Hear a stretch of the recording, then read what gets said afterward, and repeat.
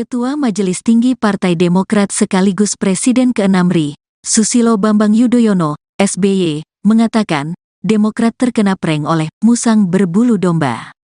Adapun Demokrat merasa dikhianati Anies Baswedan dan Partai Nasdem terkait isu Anies tiba-tiba memilih Ketua Umum PKB Muhaimin Iskandar atau Cak Imin sebagai cawapres. Ada dua yang menarik bagi saya, ini kata-katanya seperti ini, aku tahu politik itu banyak akalnya, tapi tak kusangka buruk banget ini. Korbannya AHY dan Demokrat, ujar SBY di Cikeas, Jawa Barat, Jumat tanggal 1 September tahun 2023. Ada lagi komentar, ini Demokrat kena prank dari musang berbulu domba, kata dia. SBY mengaku tiba-tiba teringat dengan istilah musang berbulu domba lantaran itu merupakan peribahasa lama. Menurut dia, ketika masih duduk di bangku SD dan SMP dulu, memang banyak peribahasa. SBY mengatakan, musang berbulu domba ketika di depan bersikap baik, manis, lembut, dan penuh persahabatan.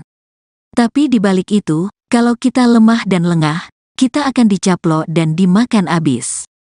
Peribahasa musang bukan orang. Mungkin tafsirnya kita ditikung seperti itu, seperti peribahasa ini, ucap SBY. Sebelumnya, Sekretaris Jenderal Partai Demokrat Teguh Rifki Harsha mengatakan, Ketua Umum Partai Nasdem Surya Paloh telah menunjuk Ketua Umum Partai Kebangkitan Bangsa, PKB, Muhaimin Iskandar, Cak Imin, sebagai bakal calon wakil presiden, bacawa pres. Anies Baswedan, ia mengungkapkan, keputusan itu diambil setelah Surya dan Cak Imin bertemu di Nasdem Tower, Gondangdia, Menteng, Jakarta, Selasa, tanggal 29 Agustus tahun 2023. Secara sepihak Ketua Umum Partai Nasdem Surya Paloh tiba-tiba menetapkan Ketua Umum PKB Muhaimin Iskandar sebagai cawapres Anies tanpa sepengetahuan Partai Demokrat dan PKS, ujar Rifki dalam keterangannya, Kamis, tanggal 31 Agustus tahun 2023. Ia mengatakan, Surya langsung memanggil Anies pada malam itu juga untuk menyampaikan keputusan tersebut. Sehari setelahnya, Rabu, tanggal 30 Agustus tahun 2023, Anies tak mengatakan informasi itu pada Demokrat dan Partai Keadilan Sejahtera, PKS, yang merupakan bagian dari Koalisi Perubahan untuk Persatuan, KPP. Melainkan terlebih dahulu mengutus Sudir. Terima kasih, Bung Iftitah. Semua tahu bahwa dari Partai Demokrat menugaskan 2 orang untuk menjadi bagian dari tim 8, yaitu Sekretaris Jenderal sendiri, Teguh Rifki Harsha, dan kemudian Bung Iftitah Sulaiman. Mereka bekerja siang dan malam, hampir setahun, maraton, tentu di bawah supervisi Ketua Umum selaku Wakil Ketua Majelis Tinggi Partai, dan puluhan kali bertemu dan bersama-sama dengan Capres Anies Baswedan. Dan kalau saya ikuti, kerja ini tidak mudah. Banyak sekali hambatan dan tantangan, tetapi belakangan kelihatan progres yang memberikan harapan sebelum kandas dan terhempas 3 hari yang lalu. Para anggota Majelis Tinggi, para kader Demokrat, dimanapun saudara berada, saya sangat mengerti perasaan, emosi para kader. Saya minta, mari kita tenangkan hati kita, pikiran kita. Ini bukan kiamat. Ini bukan akhir dari perjuangan kita. Bukan. Ini harus kita maknai sebagai ujian dan cobaan yang harus kita hadapi dan kemudian kita atasi. Ingat, sesudah kesulitan atau di balik kesulitan ada kemudahan. Fa inna ma'al yusri yusra. Betul, fa inna ma'al yusri yusra. Kita kalau melakukan kilas balik sering menghadapi goncangan dan krisis. Alhamdulillah, kita selalu bisa mengatasinya. Saya yakin ini rencana Tuhan. Dan rencana Tuhan selalu lebih indah dari rencana manusia. Insya Allah, kita akan mendapatkan yang lebih baik di masa depan. Di sisi lain, meskipun kita dibeginikan oleh Capres Anies dan mitra koalisi kita, tetapi sesungguhnya kita harus bersyukur. Bersyukur kepada Allah Subhanahu wa Ta'ala, bersyukur kepada Tuhan yang Maha Kuasa. Mengapa? Ini alasan saya. Pertama, ya memang kita ditelikung dan ditinggalkan. Seperti ini. Sekarang, bayangkan kalau ditelikungnya kita ini, ditinggalkannya kita ini, 1-2 hari sebelum batas pendaftaran ke KPU. Bayangkan seperti apa. Kita masih ditolong oleh Allah. Kita diselamatkan oleh sejarah. Ini syukur yang pertama. Syukur yang kedua, saya renungkan baik-baik tadi malam dalam kontemplasi saya. Justru kita diselamatkan oleh Tuhan. Oleh Allah. Apa yang saya maksudkan?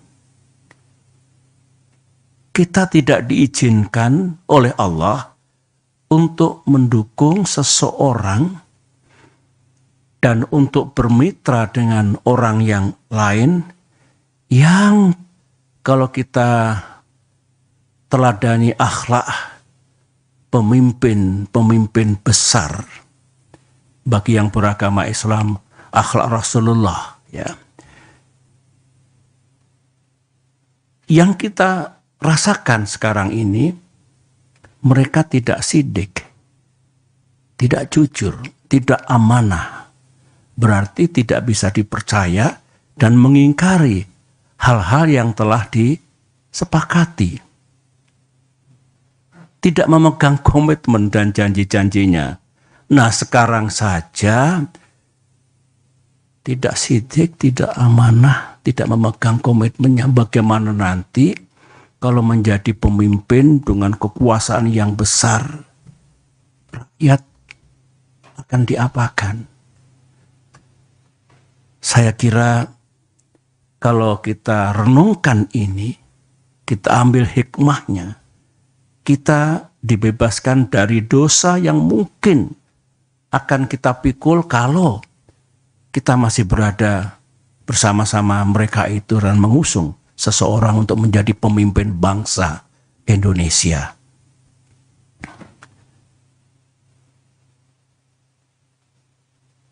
Selain itu, kita ternyata juga tidak diizinkan untuk berkoalisi dengan seseorang yang sejak awal sudah melanggar dan mengingkari kesepakatan. Tertulis dalam kesepakatan koalisi, menjunjung tinggi prinsip kesetaraan, equality, dan kesetaraan. Ulangi, kesetaraan, equality, dan keadilan. Saya ulangi. Bayangkan kalau di masa depan kita punya mitra koalisi yang tidak tunduk, tidak patuh pada kesepakatan yang kita buat bersama. Apalagi kalau mendikte, mengatur yang lain, termasuk capres, memaksakan kehendak, dan tidak menganggap yang lain. Saya kira bukan itu koalisi yang hendak kita bangun. Sebagaimana pengalaman pribadi saya bersama-sama dalam koalisi selama 10 tahun yang menjunjung tinggi prinsip dan nilai-nilai yang baik, utamanya kesetaraan dan keadilan. Sekali lagi, kalau kita bersyukur. Karenanya, mari kita hadapi semua ujian dan cobaan ini dengan tegar. Sambil berikhtiar, kita mencari jalan keluarnya. Insya Allah, Tuhan akan memberikan kita jalan terbaik ke depan ini. Amin. Para anggota Majelis Tinggi dan para kader yang saya cintai, ya sebetulnya kalau jujur ya, saya pun tidak menyangka atas terjadinya kejadian itu 3 hari yang lalu itu. Setelah setahun lamanya kurang lebih, koalisi ini bersama-sama berikhtiar, berjuang untuk bisa menjadi kenyataan dan bisa mengusung capres dan cawapres yang kita harapkan, yang juga diinginkan oleh rakyat. Tiba-tiba terjadilah peristiwa 3 hari yang lalu itu. Kalau saya harus berterus terang, sebetulnya saya tidak naif ya. Saya juga mengerti politik. Saya pernah menjadi capres 2 kali. Saya pernah bersama-sama membangun koalisi dengan mitra. Dan tidak ada yang saya rasakan seperti yang terjadi 3 hari yang lalu itu. Saya mengerti, ya kita semua mengerti, politik itu memang ya penuh strategi, penuh siasat, penuh taktik, caranya banyak. Tetapi saya tidak menyangka kalau tindakan itu sejauh ini, menurut saya melebihi batas kepatutan, moral dan etika dalam politik. Ya kasar, ya kalau bisa menggunakan istilah bahasa Inggris, it is really ugly. Mudah-mudahan kita tidak melakukan perilaku politik seperti itu. Ada lagi yang bagus dalam sidang majelis ini saya ungkapkan ya. Sebenarnya beberapa teman sudah mengingatkan saya agak lama, baik dari kalangan kader Demokrat maupun dari luar Demokrat. Begini, Pak SBY benar-benar percaya kepada orang itu atau kepada orang-orang itu. Saya jawab dengan praduga yang baik, prasangka yang baik, saya percaya. Teman itu mengatakan, ya silakan saja dilihat nanti. Yang penting saya sudah mengingatkan. Nah, kalau saya ingat kembali, yang diingatkan teman-teman itu lebih dari satu. Keputusan sepihak kemarin itu, saya boleh mengatakan keputusan gelap seperti itu, tidak sesuai dengan rules kesepakatan. Ternyata atau barangkali mengandungi kebenaran. Anggaplah kita salah kali ini. Tetapi kita belajar. Mudah-mudahan kita tidak salah lagi ke depan. Dan mudah-mudahan dengan izin Allah dan ikhtiar kita, kita juga tidak kalah nantinya. Amin. Amin. Masih segar dalam ingatan saya, sebagaimana yang disampaikan Bung Iftitah tadi, di ruangan ini, saya duduk di sini, tanggal 25 Agustus 2023, berarti seminggu yang lalu, Pak Anies duduk di sini, dengan didampingi tim 8. AHY memang tidak selalu hadir. Anies menyampaikan kepada saya, didengar oleh semua, bahwa awal September ini, berarti hari-hari sekarang ini, akan mendeklarasikan koalisi ini dalam kapasitasnya sebagai capres. Berikut capres dan cawapres yang telah selesai diputuskan. 3 hari kemudian, 3 days later, sekarang ini, yang kita dapatkan sesuatu yang sangat mengejutkan itu. Dan saya ini orang tua, berapa kali Pak Anies datang ke sini dengan semangat yang luar biasa, kata-kata yang luar biasa baiknya, di Cikiasi 2 kali, di Malang, di Pacitan. Dengan kejadian seperti itu, tidak ada satu kata pun yang disampaikan kepada saya. Dan tentu kepada ketua umum kita. Saya memang sebagai orang tua, kok jadi begini? Ini saya kira semua merasakan perasaan kader kita di seluruh tanah air, emosi, kemarahan yang diekspresikan dengan cara yang berbeda-beda. Nah, saya kebanjiran tadi malam, 2 malam itu sampai subuh di sini. Sejak pagi kita bekerja. Pesan datang dari mana-mana, baik dari kader maupun non kader, dan rata-rata memang emosional, ya. Ya saya paham lah. Dari sekian banyak ribuan saya kira yang merespon, yang memberikan message itu, ada 2 yang menarik bagi saya. Ini kata-katanya kurang lebih seperti ini. Aku tahu politik itu memang banyak akalnya, tapi tak kusangka buruk banget ini. Korbannya AHY dan Demokrat. Begitu. Ada lagi komentar, ini Demokrat kena prank dari musang berbulu domba. Terus saya kok ingat, musang berbulu domba, ini kan peribahasa yang lama ini.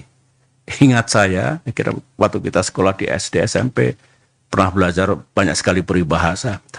Tapi musang berbulu domba itu di depan bersikap baik, manis, lembut, penuh persahabatan. Tapi di balik itu kalau kita lemah dan lengah, ini lengah ini, kita akan dicaplok dan dimakan sampai habis. Peribahasa, musang bukan orang. Nah, mungkin tafsirnya ya kita ditelikung dan seperti itu ya. Seperti peribahasa ini. Saudara-saudara, saya mengajak pada forum yang penting ini dengan tenang dan dengan menggunakan akal sehat, pikiran yang jernih, mari kita telaah mengapa semuanya ini harus terjadi. Dan kita rasakan, kita alami, kita pikul. Mengapa Demokrat dan AHY setelah 2 tahun menghadapi gerakan pengambil alihan partai oleh Kepala Staf Presiden Muldoko harus mengalami yang begini lagi. Otak saya berputar, insting saya berbicara. To understand why.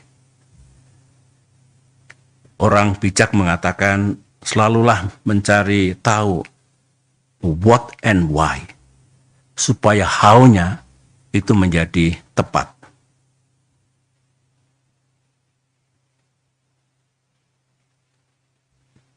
Kader Demokrat dengan pikiran yang tidak happy mengatakan, Pak, kok kita ini, Demokrat ini, ya memang kita oposisi, tapi oposisi ini kan sah.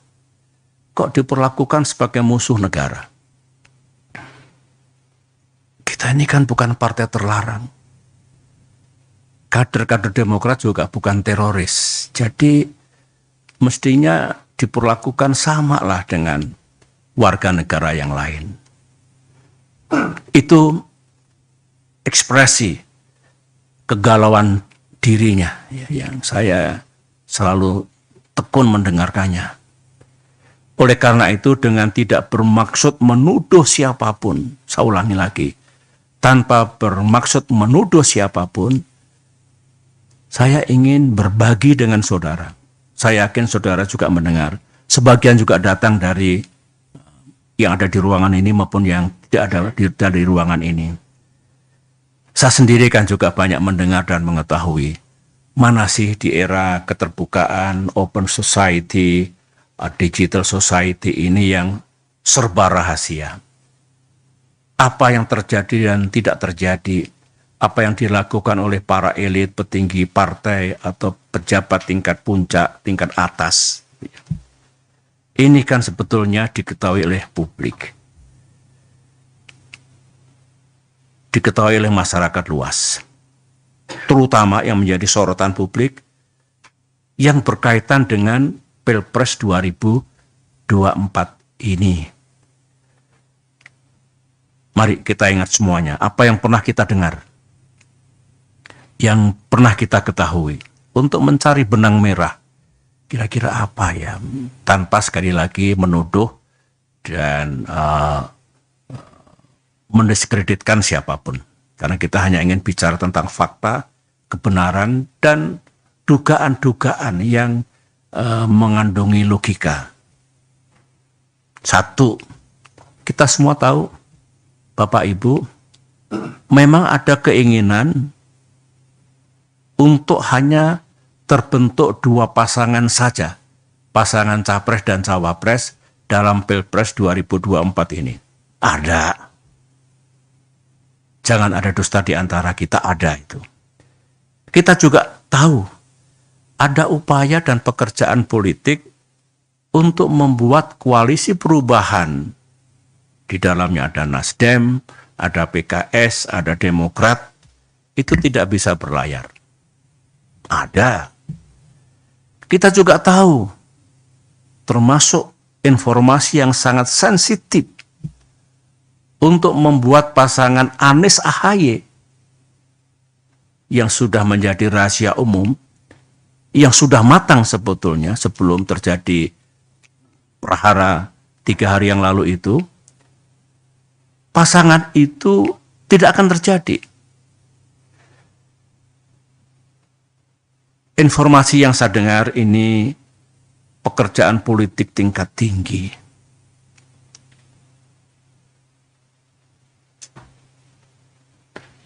Ini bukan informasi, ini fakta. Benar ternyata Anies Ahaye yang hampir matang untuk diluncurkan dan banyak diketahui oleh masyarakat luas, itu terbukti bisa digagalkan. Melalui apa yang tadi itu yang diceritakan oleh Bung Ititah melalui press release yang telah kita sampaikan.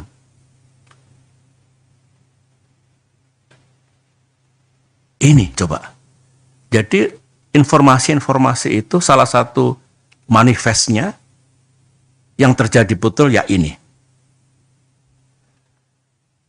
Kita juga tahu seorang menteri sekarang ini, menteri masih aktif dari Kabinet Kerja Pimpinan Presiden Jokowi, secara intensif melakukan lobby, termasuk kepada Partai Demokrat, dengan menawarkan, mengajak membentuk koalisi yang baru.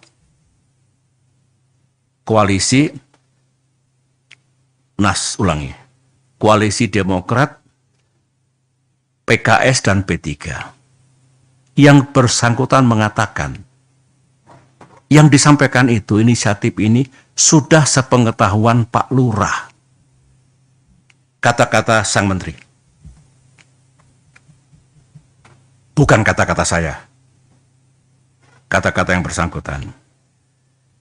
Dari semua hal yang kita sudah tahu itu, bahkan sebagian bukan hanya informasi, tapi sudah menjadi kenyataan, jadi fakta, kita mulai tertarik dengan informasi yang lain.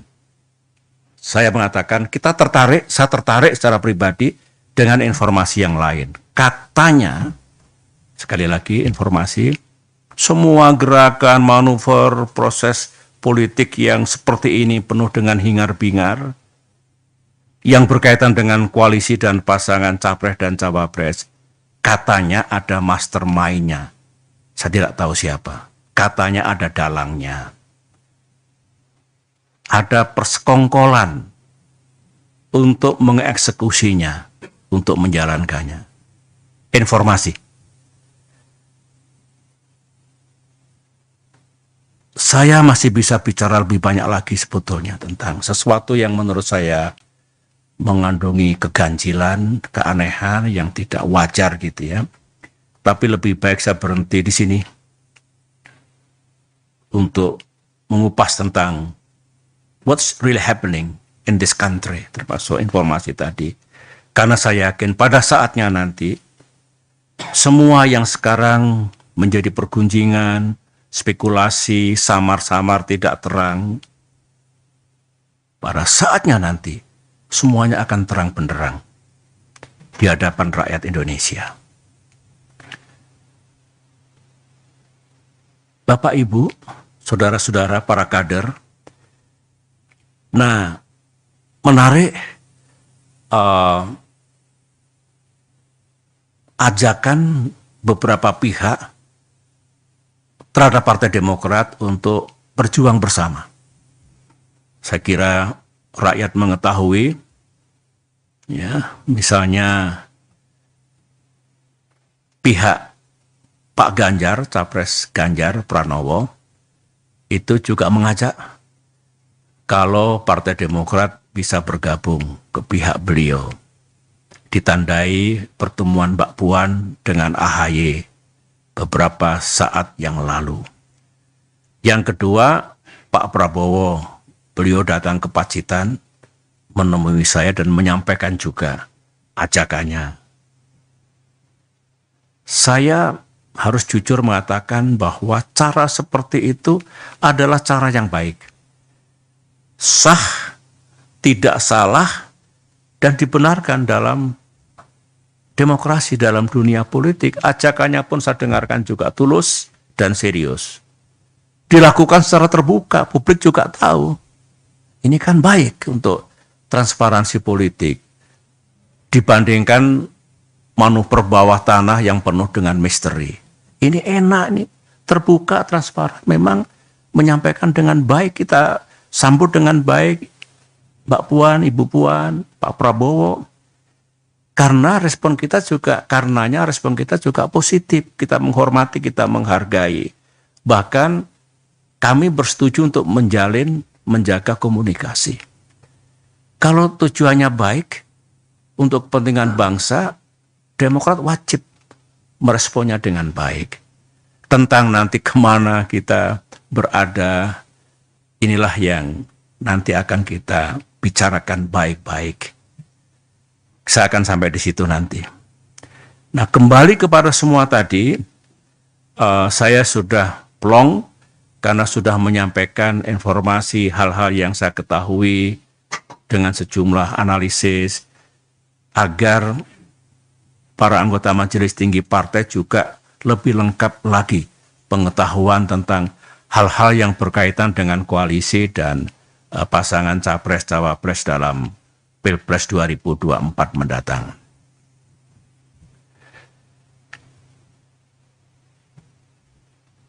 Berikut ini adalah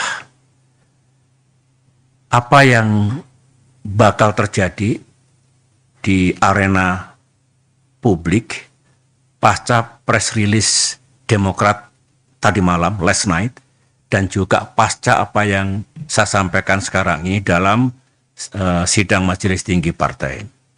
Hampir pasti akan ada percakapan publik yang hangat. Politik begitu, demokrasi begitu. Baik di ruang-ruang publik maupun di wahana media massa.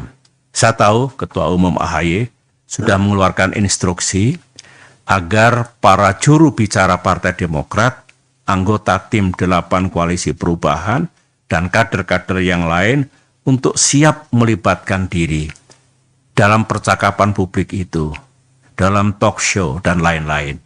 Dengan, kata Ketum, berpeganglah pada kebenaran, berpeganglah pada fakta yang memang terjadi, apalagi tim 8 sangat menguasai, karena berbulan-bulan setiap hari, sebagaimana yang ada dalam press release tadi malam, itu semua fakta dan kebenaran.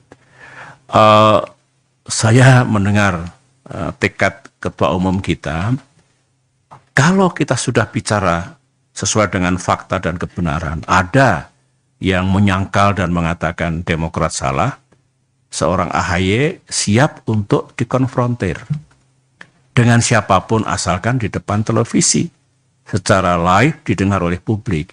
Ini menunjukkan kebertanggungjawaban kita.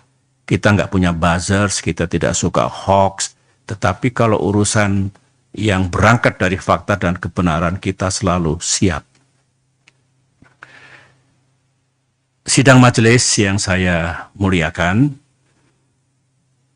masuk sekarang pikiran saya selaku Ketua Majelis Tinggi, selain instruksi yang telah dikeluarkan oleh Ketua Umum, dan di luar apa yang saya sampaikan tadi, saya ingin menyampaikan hal-hal penting sebagai berikut.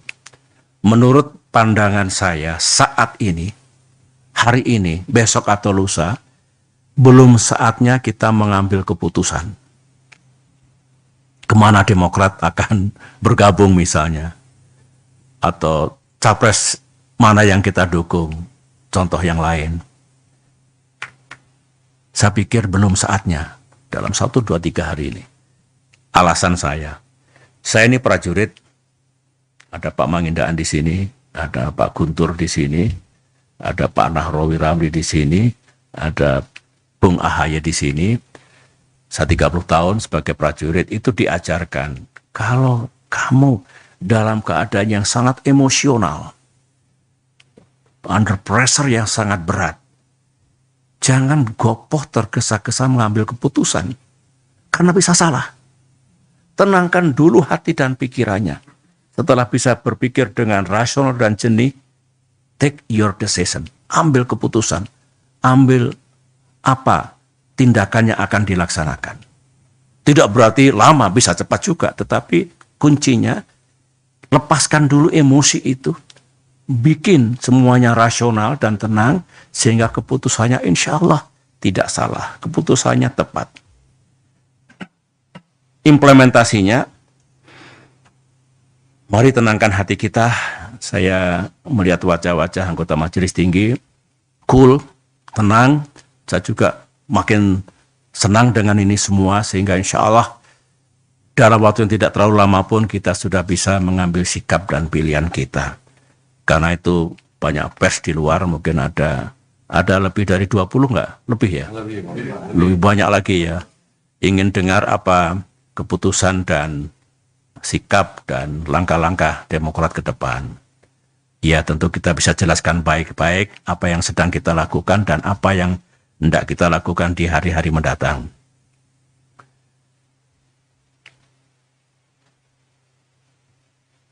Yang kita pikirkan hari ini, tadi malam kami berdiskusi dengan Ketum, dengan Bung Andi, Sekretaris MTP, dan lain-lain yang lembur di sini. Saya laporkan pada sidang kali hari ini.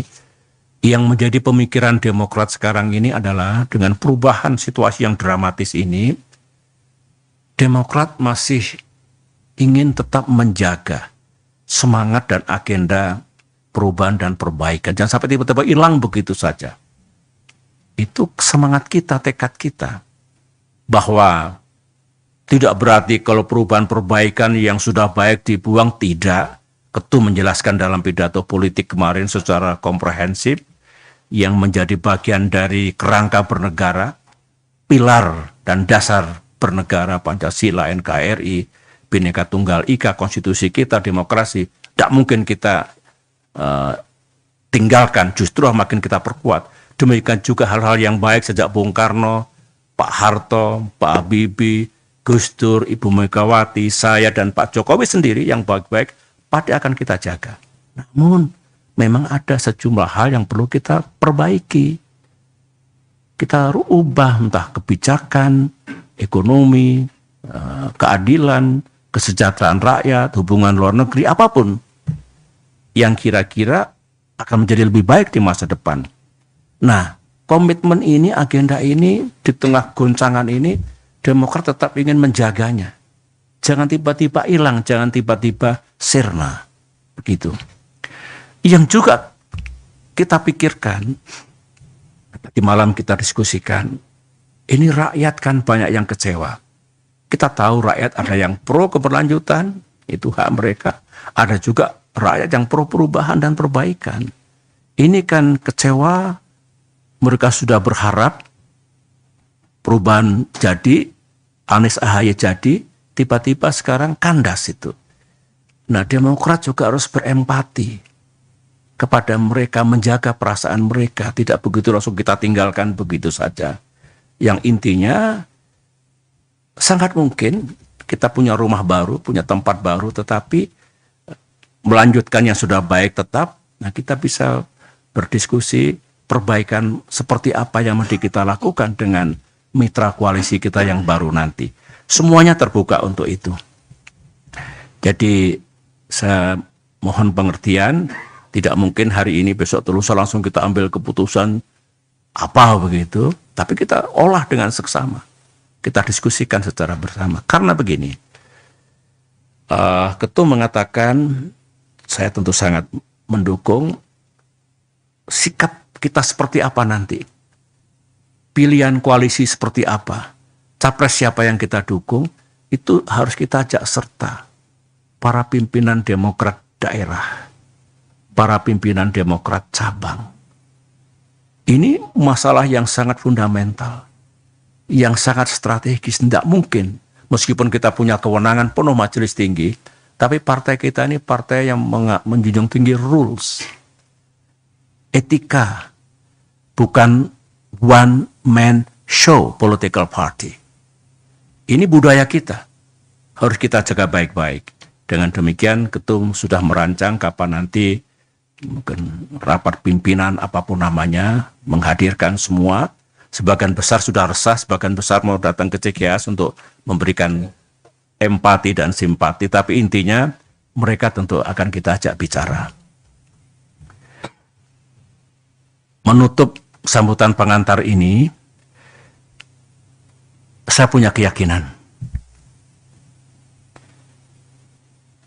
Kita akan menemukan tempat dan mitra yang lebih baik. Amin. Dalam perjuangan politik ke depan. Kita berharap dengan izin Allah, kita bisa berada dalam satu koalisi yang visi dan komitmennya pun mengandungi kesamaan dengan kita. Tadi itu, jangan utek-utek, jangan ganggu dasar dan pilar-pilar kehidupan bernegara.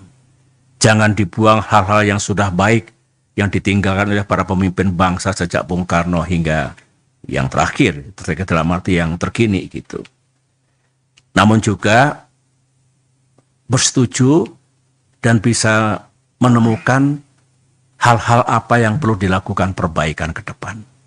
Saya kira dengan dua pendekatan itu, insya Allah kita punya jalan untuk membangun atau berada dalam koalisi yang lebih bagus. Dan saya yakin, insya Allah lah ya, mitra koalisi kita yang akan datang itu juga tidak akan begitu saja meninggalkan moral, etika, dan integritas dalam berpolitik. Politik itu memang seolah-olah hutan rimba. Apa saja boleh. Meskipun saya tidak atau kurang setuju. Karena seperti apapun tetap ada ruang untuk etika. Untuk moral. Untuk tata krama. Semoga harapan kita, mimpi kita ini dikabulkan oleh Tuhan yang Maha Kuasa, dan pada saatnya kita akan menemukan jalan yang lebih baik, tempat yang lebih baik, sehingga Demokrat sukses, tapi bangsa dan negara kita juga sukses ke depan ini. Demikian sambutan pengantar saya, dan karena sudah agak lama saya bicara, kita break dulu. Nanti kita masuk lagi, kita lanjutkan dengan diskusi dan pembahasan. Terima kasih. Assalamualaikum warahmatullahi wabarakatuh.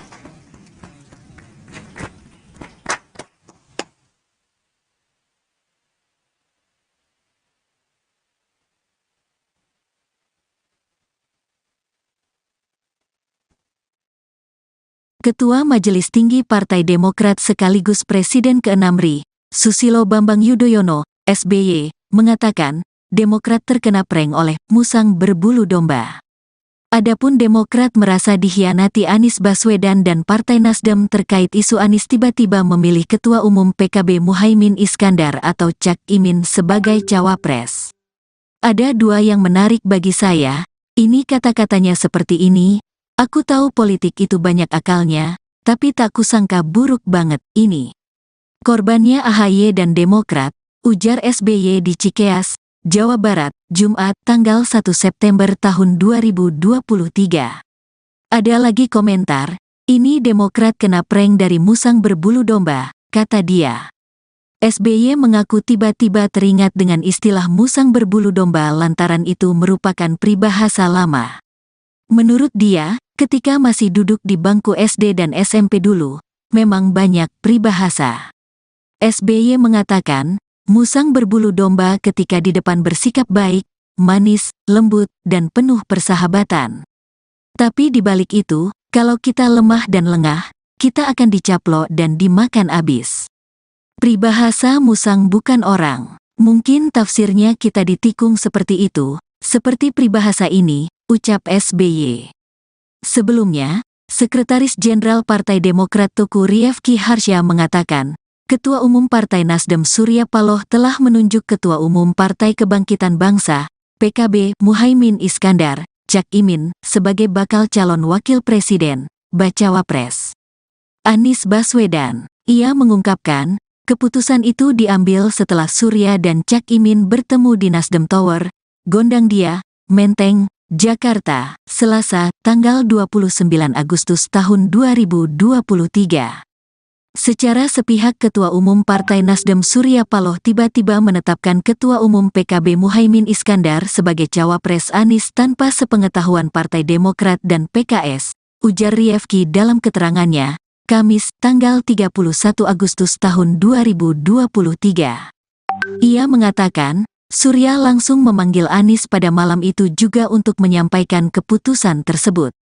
Sehari setelahnya, Rabu, tanggal 30 Agustus tahun 2023, Anies tak mengatakan informasi itu pada Demokrat dan Partai Keadilan Sejahtera, PKS, yang merupakan bagian dari Koalisi Perubahan untuk Persatuan, KPP. Melainkan terlebih dahulu mengutus Sudir. Terima kasih, Bung Iftitah. Semua tahu bahwa dari Partai Demokrat menugaskan 2 orang untuk menjadi bagian dari tim 8, yaitu Sekretaris Jenderal sendiri, Teguh Rifki Harsha, dan kemudian Bung Iftitah Sulaiman. Mereka bekerja siang dan malam, hampir setahun, maraton, tentu di bawah supervisi Ketua Umum selaku Wakil Ketua Majelis Tinggi Partai, dan puluhan kali bertemu dan bersama-sama dengan Capres Anies Baswedan. Dan kalau saya ikuti, kerja ini tidak mudah. Banyak sekali hambatan dan tantangan, tetapi belakangan kelihatan progres yang memberikan harapan sebelum kandas dan terhempas 3 hari yang lalu. Para anggota Majelis Tinggi, para kader Demokrat, dimanapun saudara berada, saya sangat mengerti perasaan, emosi para kader. Saya minta, mari kita tenangkan hati kita, pikiran kita. Ini bukan kiamat. Ini bukan akhir dari perjuangan kita. Bukan. Ini harus kita maknai sebagai ujian dan cobaan yang harus kita hadapi dan kemudian kita atasi. Ingat, sesudah kesulitan atau di balik kesulitan ada kemudahan. Fa inna ma'al yusri yusra. Betul, fa inna ma'al yusri yusra. Kita kalau melakukan kilas balik sering menghadapi goncangan dan krisis. Alhamdulillah, kita selalu bisa mengatasinya. Saya yakin ini rencana Tuhan. Dan rencana Tuhan selalu lebih indah dari rencana manusia. Insya Allah kita akan mendapatkan yang lebih baik di masa depan. Di sisi lain, meskipun kita dibeginikan oleh Capres Anies dan mitra koalisi kita, tetapi sesungguhnya kita harus bersyukur. Bersyukur kepada Allah Subhanahu wa Ta'ala, bersyukur kepada Tuhan yang Maha Kuasa. Mengapa?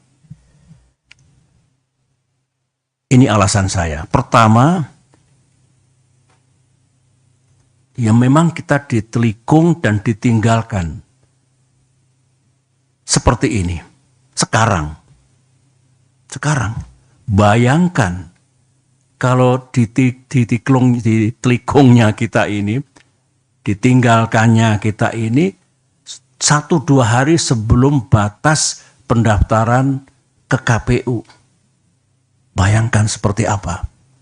Kita masih ditolong oleh Allah. Kita diselamatkan oleh sejarah. Ini syukur yang pertama.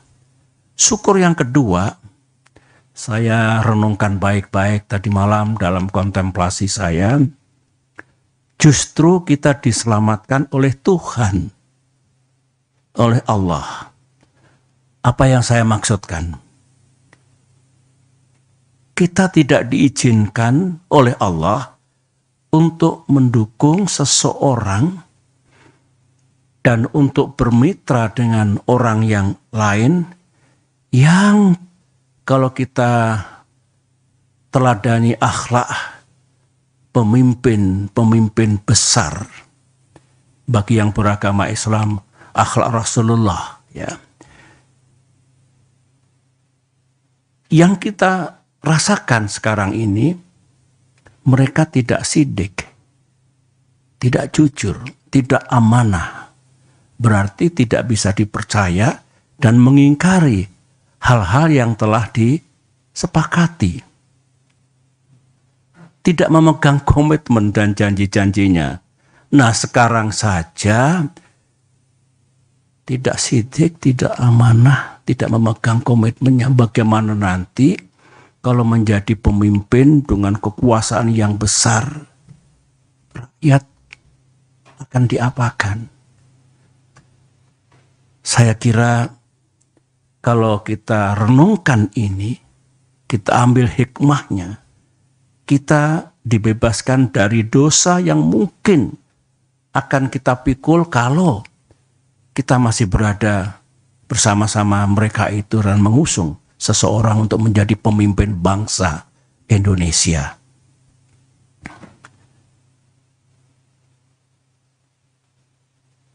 Selain itu, kita ternyata juga tidak diizinkan untuk berkoalisi dengan seseorang yang sejak awal sudah melanggar dan mengingkari kesepakatan.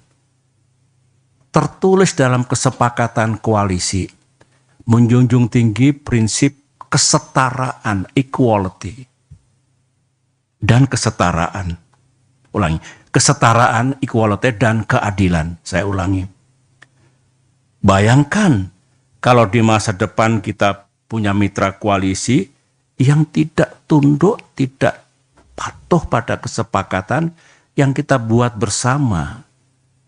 Apalagi kalau mendikte, mengatur yang lain, termasuk capres, memaksakan kehendak, dan tidak menganggap yang lain, saya kira bukan itu koalisi yang hendak kita bangun. Sebagaimana pengalaman pribadi saya bersama-sama dalam koalisi selama 10 tahun yang menjunjung tinggi prinsip dan nilai-nilai yang baik, utamanya kesetaraan dan keadilan. Sekali lagi, kalau kita bersyukur. Karenanya, mari kita hadapi semua ujian dan cobaan ini dengan tegar. Sambil berikhtiar, kita mencari jalan keluarnya. Insya Allah Tuhan akan memberikan kita jalan terbaik ke depan ini. Amin. Para anggota Majelis Tinggi dan para kader yang saya cintai, ya sebetulnya kalau jujur ya, saya pun tidak menyangka atas terjadinya kejadian itu 3 hari yang lalu itu. Setelah setahun lamanya kurang lebih, koalisi ini bersama-sama berikhtiar, berjuang untuk bisa menjadi kenyataan dan bisa mengusung capres dan cawapres yang kita harapkan, yang juga diinginkan oleh rakyat. Tiba-tiba terjadilah peristiwa 3 hari yang lalu itu. Kalau saya harus berterus terang, sebetulnya saya tidak naif ya. Saya juga mengerti politik. Saya pernah menjadi capres 2 kali. Saya pernah bersama-sama membangun koalisi dengan mitra.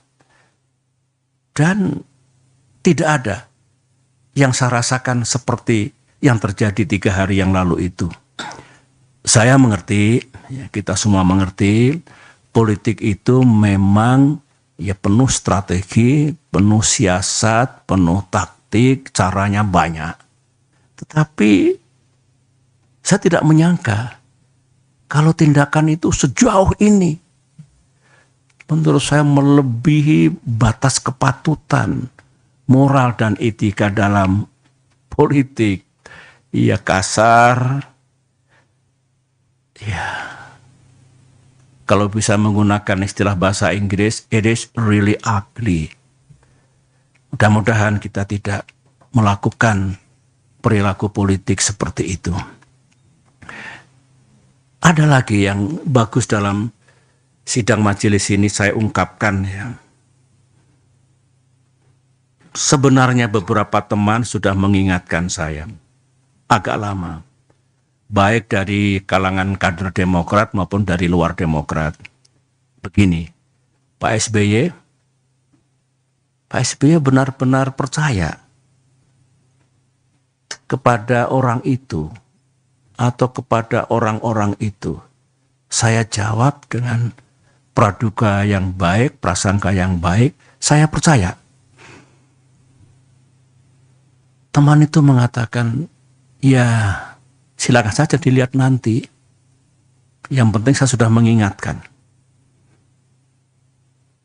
Nah, kalau saya ingat kembali, yang diingatkan teman-teman itu lebih dari satu. Keputusan sepihak kemarin itu, saya boleh mengatakan keputusan gelap seperti itu, tidak sesuai dengan rules kesepakatan.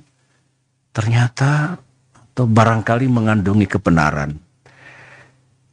Anggaplah kita salah kali ini. Tetapi kita belajar. Mudah-mudahan kita tidak salah lagi ke depan. Dan mudah-mudahan dengan izin Allah dan ikhtiar kita, kita juga tidak kalah nantinya. Amin. Amin. Masih segar dalam ingatan saya, sebagaimana yang disampaikan Bung Iftitah tadi, di ruangan ini, saya duduk di sini, tanggal 25 Agustus 2023, berarti seminggu yang lalu, Pak Anies duduk di sini, dengan didampingi tim 8. AHY memang tidak selalu hadir. Anies menyampaikan kepada saya, didengar oleh semua, bahwa awal September ini, berarti hari-hari sekarang ini, akan mendeklarasikan koalisi ini dalam kapasitasnya sebagai capres. Berikut capres dan cawapres yang telah selesai diputuskan. 3 hari kemudian, 3 days later, sekarang ini, yang kita dapatkan sesuatu yang sangat mengejutkan itu. Dan saya ini orang tua, berapa kali Pak Anies datang ke sini dengan semangat yang luar biasa, kata-kata yang luar biasa baiknya. Di Cikiasi 2 kali, di Malang, di Pacitan. Dengan kejadian seperti itu, tidak ada satu kata pun yang disampaikan kepada saya. Dan tentu kepada Ketua Umum kita. Saya memang sebagai orang tua, kok jadi begini? Ini saya kira semua merasakan perasaan kader kita di seluruh tanah air, emosi, kemarahan yang diekspresikan dengan cara yang berbeda-beda. Nah, saya kebanjiran tadi malam, 2 malam tuh sampai subuh di sini. Sejak pagi kita bekerja. Pesan datang dari mana-mana, baik dari kader maupun non-kader, dan rata-rata memang emosional, ya. Ya, saya paham lah. Dari sekian banyak ribuan saya kira yang merespon, yang memberikan message itu, ada 2 yang menarik bagi saya. Ini kata-katanya kurang lebih seperti ini. Aku tahu politik itu memang banyak akalnya, tapi tak kusangka buruk banget ini. Korbannya AHY dan Demokrat. Begitu.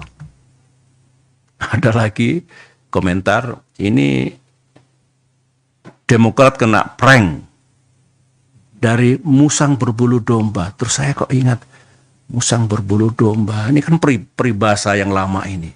Ingat saya kira waktu kita sekolah di SD, SMP, pernah belajar banyak sekali peribahasa. Tapi musang berbulu domba itu di depan bersikap baik, manis, lembut, penuh persahabatan. Tapi di balik itu kalau kita lemah dan lengah, ini lengah ini, kita akan dicaplok dan dimakan sampai habis. Peribahasa, musang bukan orang. Nah, mungkin tafsirnya ya kita ditelikung dan seperti itu ya. Seperti peribahasa ini. Saudara-saudara, saya mengajak pada forum yang penting ini dengan tenang dan dengan menggunakan akal sehat, pikiran yang jernih, mari kita telaah mengapa semuanya ini harus terjadi. Dan kita rasakan, kita alami, kita pikul. Mengapa Demokrat dan AHY setelah 2 tahun menghadapi gerakan pengambil alihan partai oleh Kepala Staf Presiden Muldoko harus mengalami yang begini lagi. Otak saya berputar, insting saya berbicara to understand why. Orang bijak mengatakan selalulah mencari tahu what and why supaya how-nya itu menjadi tepat.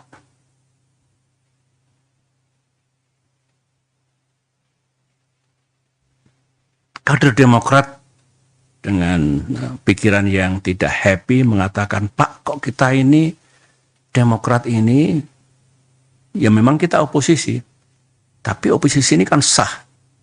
Kok diperlakukan sebagai musuh negara? Kita ini kan bukan partai terlarang.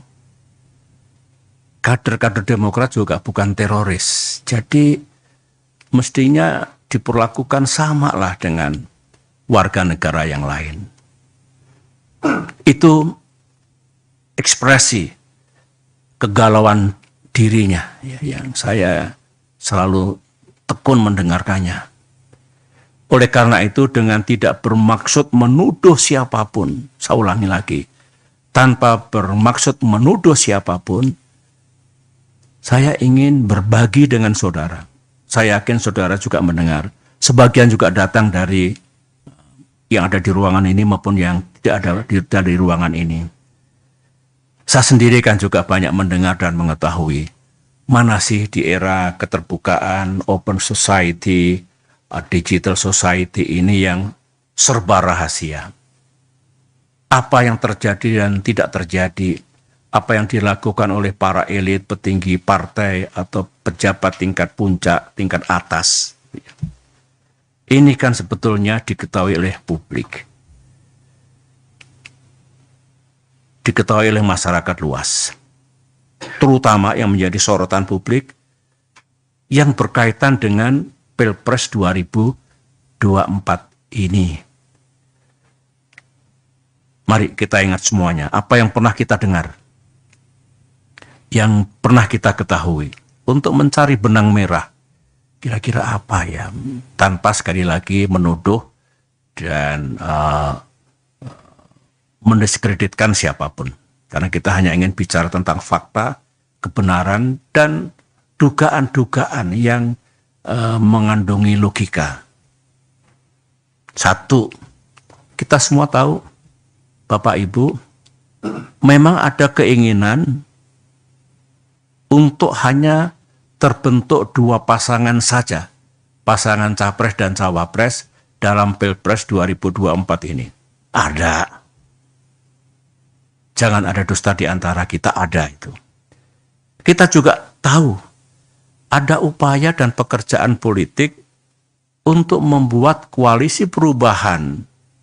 Di dalamnya ada Nasdem, ada PKS, ada Demokrat. Itu tidak bisa berlayar. Ada.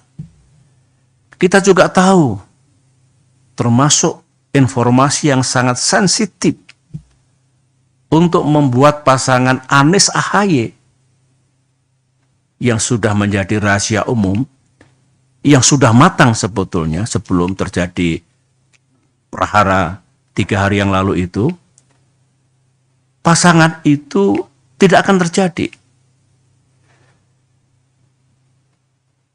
Informasi yang saya dengar ini pekerjaan politik tingkat tinggi.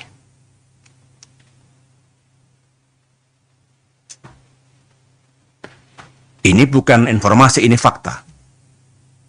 Benar ternyata Anies Ahaye yang hampir matang untuk diluncurkan dan banyak diketahui oleh masyarakat luas, itu terbukti bisa digagalkan.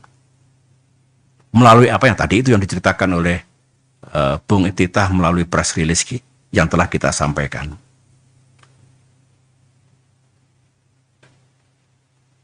Ini coba. Jadi informasi-informasi itu salah satu manifestnya yang terjadi betul ya ini. Kita juga tahu seorang menteri, sekarang ini, menteri masih aktif dari Kabinet Kerja Pimpinan Presiden Jokowi, secara intensif melakukan lobby, termasuk kepada Partai Demokrat, dengan menawarkan, mengajak membentuk koalisi yang baru. Koalisi, Koalisi Demokrat, PKS dan P3. Yang bersangkutan mengatakan, yang disampaikan itu, inisiatif ini sudah sepengetahuan Pak Lurah. Kata-kata sang menteri. Bukan kata-kata saya. Kata-kata yang bersangkutan.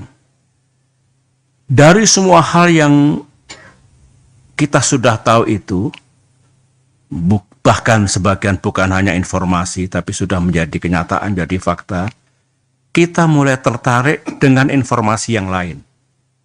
Saya mengatakan, saya tertarik secara pribadi dengan informasi yang lain. Katanya, sekali lagi informasi, semua gerakan, manuver, proses politik yang seperti ini penuh dengan hingar-bingar, yang berkaitan dengan koalisi dan pasangan capres dan cawapres, katanya ada mastermind-nya.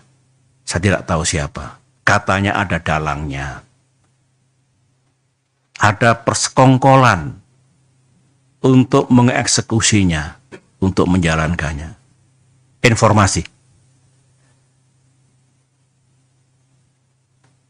Saya masih bisa bicara lebih banyak lagi sebetulnya tentang sesuatu yang menurut saya mengandungi keganjilan, keanehan yang tidak wajar gitu ya. Tapi lebih baik saya berhenti di sini untuk mengupas tentang what's really happening in this country, termasuk informasi tadi. Karena saya yakin pada saatnya nanti, semua yang sekarang menjadi pergunjingan, spekulasi, samar-samar tidak terang, pada saatnya nanti, semuanya akan terang benderang di hadapan rakyat Indonesia. Bapak, Ibu, saudara-saudara, para kader, nah, menarik ajakan beberapa pihak terhadap Partai Demokrat untuk berjuang bersama. Saya kira rakyat mengetahui, ya, misalnya pihak Pak Ganjar, Capres Ganjar Pranowo, itu juga mengajak kalau Partai Demokrat bisa bergabung ke pihak beliau. Ditandai pertemuan Mbak Puan dengan AHY beberapa saat yang lalu. Yang kedua, Pak Prabowo, beliau datang ke Pacitan, menemui saya dan menyampaikan juga ajakannya. Saya harus jujur mengatakan bahwa cara seperti itu adalah cara yang baik. Sah, tidak salah, dan dibenarkan dalam demokrasi, dalam dunia politik. Ajakannya pun saya dengarkan juga tulus dan serius. Dilakukan secara terbuka, publik juga tahu. Ini kan baik untuk transparansi yang nanti akan kita bicarakan baik-baik. Saya akan sampai di situ nanti.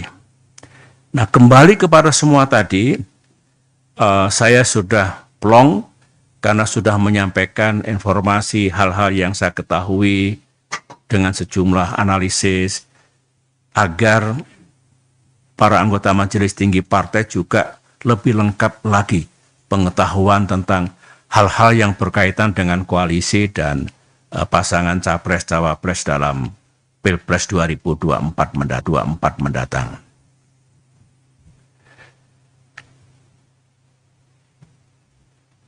Berikut ini adalah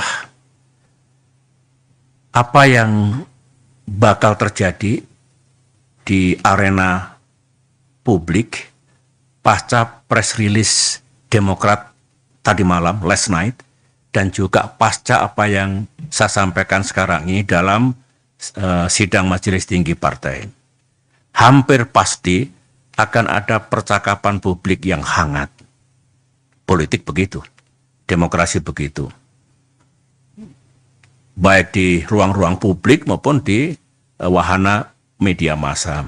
Saya tahu Ketua Umum AHY sudah mengeluarkan instruksi agar para juru bicara Partai Demokrat, anggota tim 8 Koalisi Perubahan, dan kader-kader yang lain untuk siap melibatkan diri dalam percakapan publik itu, dalam talk show dan lain-lain. Dengan, kata Ketum, berpeganglah pada kebenaran. Berpeganglah pada fakta yang memang terjadi, apalagi tim 8 sangat menguasai, karena berbulan-bulan setiap hari, sebagaimana yang ada dalam press release tadi malam, itu semua fakta dan kebenaran. Saya mendengar tekad Ketua Umum kita, kalau kita sudah bicara sesuai dengan fakta dan kebenaran, ada yang menyangkal dan mengatakan Demokrat salah, seorang AHY siap untuk dikonfrontir dengan siapapun asalkan di depan televisi, secara live didengar oleh publik. Ini menunjukkan kebertanggungjawaban kita.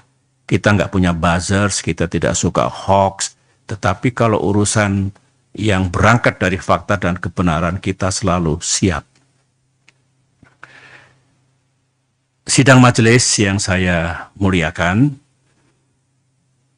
masuk sekarang pikiran saya selaku Ketua Majelis Tinggi, selain instruksi yang telah dikeluarkan oleh Ketua Umum, dan di luar apa yang saya sampaikan tadi, saya ingin menyampaikan hal-hal penting sebagai berikut. Menurut pandangan saya saat ini, hari ini, besok atau lusa, belum saatnya kita mengambil keputusan. Kemana Demokrat akan bergabung misalnya. Atau capres mana yang kita dukung. Contoh yang lain. Saya pikir belum saatnya dalam 1, 2, 3 hari ini. Alasan saya ini prajurit, ada Pak Mangindaan di sini, ada Pak Guntur di sini, ada Pak Nahrawi Ramli di sini, ada Bung Ahaye di sini. Saya 30 tahun sebagai prajurit itu diajarkan, kalau kamu dalam keadaan yang sangat emosional, under pressure yang sangat berat, jangan gopoh tergesa-gesa mengambil keputusan, karena bisa salah. Tenangkan dulu hati dan pikirannya. Setelah bisa berpikir dengan rasional dan jernih, take your decision. Ambil keputusan. Ambil apa tindakan yang akan dilaksanakan. Tidak berarti lama, bisa cepat juga. Tetapi kuncinya, lepaskan dulu emosi itu. Bikin semuanya rasional dan tenang, sehingga keputusannya insya Allah tidak salah. Keputusannya tepat. Implementasinya, mari tenangkan hati kita.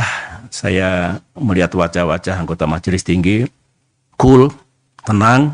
Saya juga makin senang dengan ini semua, sehingga insya Allah dalam waktu yang tidak terlalu lama pun kita sudah bisa mengambil sikap dan pilihan kita. Karena itu banyak pers di luar, mungkin ada lebih dari 20 enggak? Lebih ya? Lebih banyak lagi ya. Ingin dengar apa keputusan dan sikap dan langkah-langkah Demokrat ke depan. Ya, tentu kita bisa jelaskan baik-baik apa yang sedang kita lakukan dan apa yang hendak kita lakukan di hari-hari mendatang.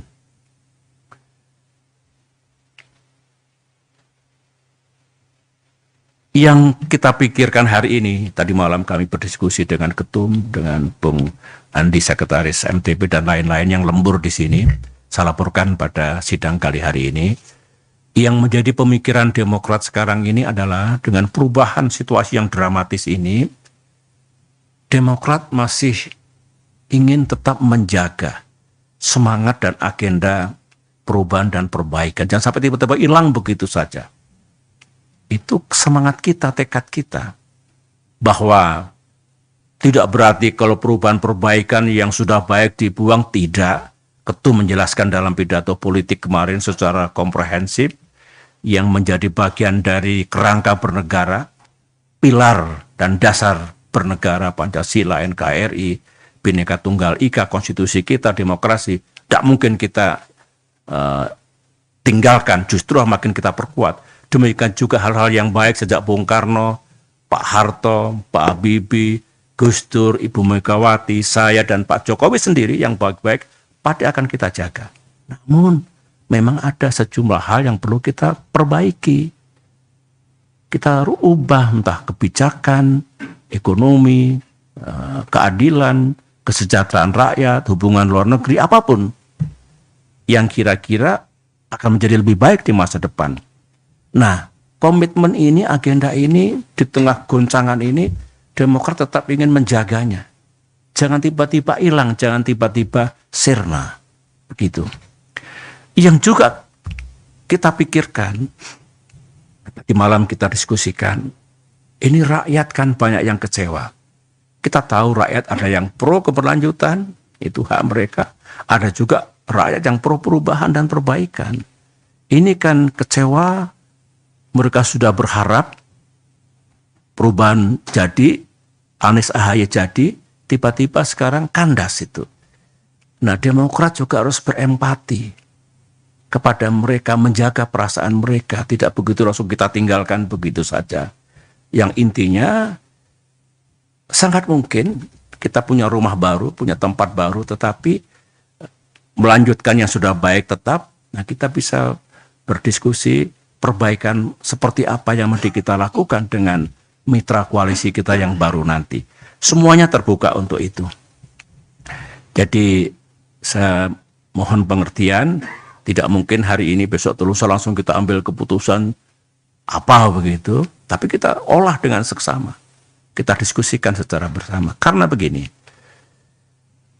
Ketum mengatakan, saya tentu sangat mendukung sikap kita seperti apa nanti. Pilihan koalisi seperti apa. Capres siapa yang kita dukung, itu harus kita ajak serta. Para pimpinan Demokrat daerah, para pimpinan Demokrat cabang. Ini masalah yang sangat fundamental, yang sangat strategis. Tidak mungkin, meskipun kita punya kewenangan penuh majelis tinggi, tapi partai kita ini partai yang menjunjung tinggi rules, etika, bukan one man show political party. Ini budaya kita, harus kita jaga baik-baik. Dengan demikian, Ketum sudah merancang kapan nanti mungkin rapat pimpinan apapun namanya, menghadirkan semua. Sebagian besar sudah resah, sebagian besar mau datang ke CGS untuk memberikan empati dan simpati. Tapi intinya mereka tentu akan kita ajak bicara. Menutup sambutan pengantar ini, saya punya keyakinan kita akan menemukan tempat dan mitra yang lebih baik. Amin. Dalam perjuangan politik ke depan. Kita berharap dengan izin Allah, kita bisa berada dalam satu koalisi yang visi dan komitmennya pun mengandungi kesamaan dengan kita. Tadi itu, jangan utek-utek, jangan ganggu dasar dan pilar-pilar kehidupan bernegara. Jangan dibuang hal-hal yang sudah baik, yang ditinggalkan oleh para pemimpin bangsa sejak Bung Karno hingga yang terakhir, dalam arti yang terkini gitu. Namun juga bersetuju dan bisa menemukan hal-hal apa yang perlu dilakukan perbaikan ke depan. Saya kira dengan dua pendekatan itu, insya Allah kita punya jalan untuk membangun atau berada dalam koalisi yang lebih bagus. Dan saya yakin, insya Allah lah ya, mitra koalisi kita yang akan datang itu juga tidak akan begitu saja meninggalkan moral, etika, dan integritas dalam berpolitik. Politik itu memang seolah-olah hutan rimba, apa saja boleh, meskipun saya tidak atau kurang setuju, karena seperti apapun tetap ada ruang untuk etika, untuk moral, untuk tata krama. Semoga harapan kita, mimpi kita ini dikabulkan oleh Tuhan yang Maha Kuasa, dan pada saatnya kita akan menemukan jalan yang lebih baik, tempat yang lebih baik, sehingga Demokrat sukses, tapi bangsa dan negara kita juga sukses ke depan ini. Demikian sambutan pengantar saya, dan karena sudah agak lama saya bicara, kita break dulu. Nanti kita masuk lagi, kita lanjutkan dengan diskusi dan pembahasan. Terima kasih. Assalamualaikum warahmatullahi wabarakatuh.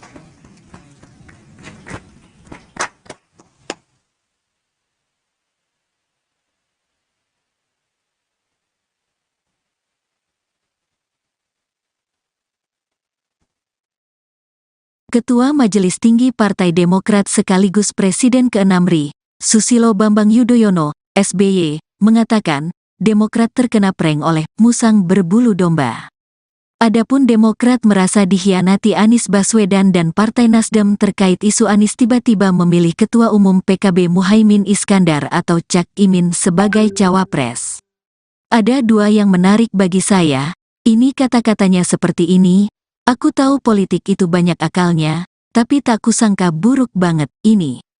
Korbannya AHY dan Demokrat, ujar SBY di Cikeas, Jawa Barat, Jumat tanggal 1 September tahun 2023. Ada lagi komentar, ini Demokrat kena prank dari musang berbulu domba, kata dia. SBY mengaku tiba-tiba teringat dengan istilah musang berbulu domba lantaran itu merupakan peribahasa lama. Menurut dia, ketika masih duduk di bangku SD dan SMP dulu, memang banyak peribahasa. SBY mengatakan, musang berbulu domba ketika di depan bersikap baik, manis, lembut, dan penuh persahabatan. Tapi di balik itu, kalau kita lemah dan lengah, kita akan dicaplok dan dimakan abis. Peribahasa musang bukan orang. Mungkin tafsirnya kita ditikung seperti itu, seperti peribahasa ini, ucap SBY. Sebelumnya, Sekretaris Jenderal Partai Demokrat Teguh Rifki Harsha mengatakan, Ketua Umum Partai Nasdem Surya Paloh telah menunjuk Ketua Umum Partai Kebangkitan Bangsa, PKB Muhaimin Iskandar, Cak Imin, sebagai bakal calon wakil presiden, bacawa pres. Anies Baswedan, ia mengungkapkan, keputusan itu diambil setelah Surya dan Cak Imin bertemu di Nasdem Tower, Gondangdia, Menteng, Jakarta, Selasa, tanggal 29 Agustus tahun 2023. Secara sepihak Ketua Umum Partai Nasdem Surya Paloh tiba-tiba menetapkan Ketua Umum PKB Muhaimin Iskandar sebagai cawapres Anies tanpa sepengetahuan Partai Demokrat dan PKS, ujar Rifki dalam keterangannya, Kamis, tanggal 31 Agustus tahun 2023. Ia mengatakan, Surya langsung memanggil Anies pada malam itu juga untuk menyampaikan keputusan tersebut. Sehari setelahnya, Rabu, tanggal 30 Agustus tahun 2023, Anies tak mengatakan informasi itu pada Demokrat dan Partai Keadilan Sejahtera, PKS, yang merupakan bagian dari Koalisi Perubahan untuk Persatuan, KPP. Melainkan terlebih dahulu mengutus Sudir. Terima kasih, Bung Iftitah. Semua tahu bahwa dari Partai Demokrat menugaskan 2 orang untuk menjadi bagian dari tim 8, yaitu Sekretaris Jenderal sendiri, Teguh Rifki Harsha, dan kemudian Bung Iftitah Sulaiman. Mereka bekerja siang dan malam, hampir setahun, maraton, tentu di bawah supervisi Ketua Umum selaku Wakil Ketua Majelis Tinggi Partai, dan puluhan kali bertemu dan bersama-sama dengan Capres Anies Baswedan. Dan kalau saya ikuti, kerja ini tidak mudah.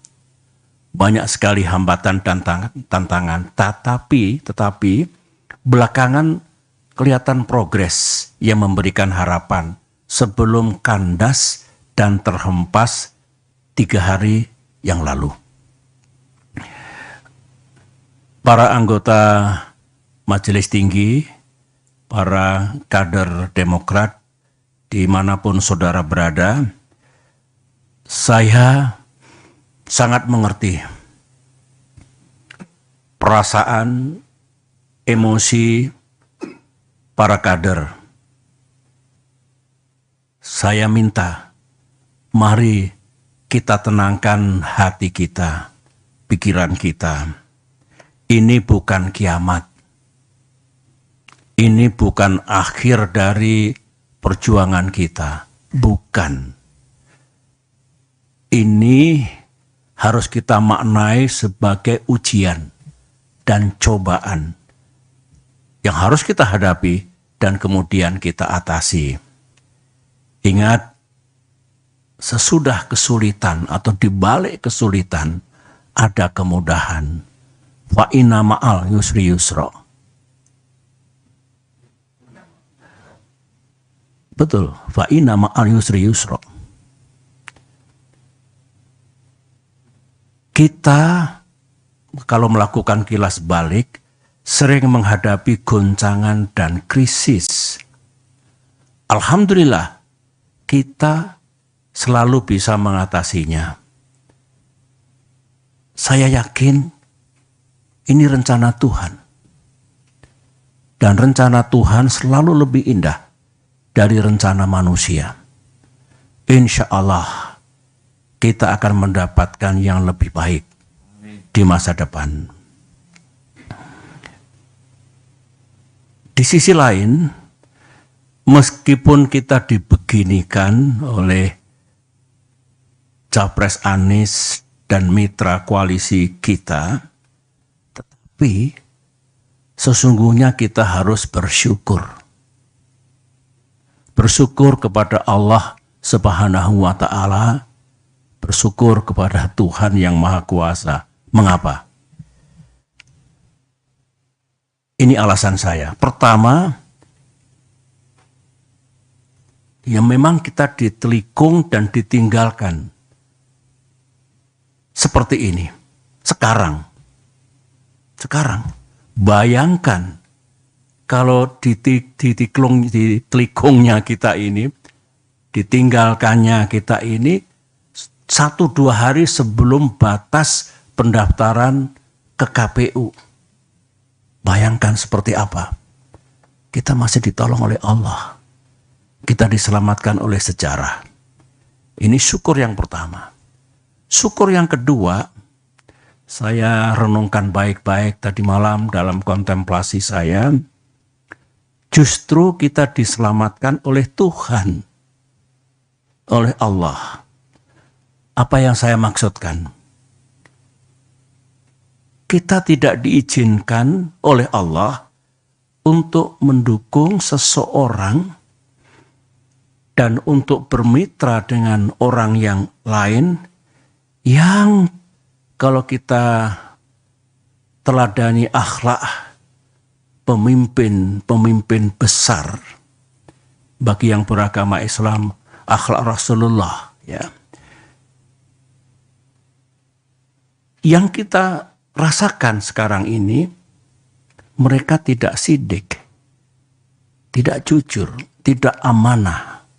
Berarti tidak bisa dipercaya dan mengingkari hal-hal yang telah disepakati. Tidak memegang komitmen dan janji-janjinya. Nah, sekarang saja tidak sidik, tidak amanah, tidak memegang komitmennya. Bagaimana nanti kalau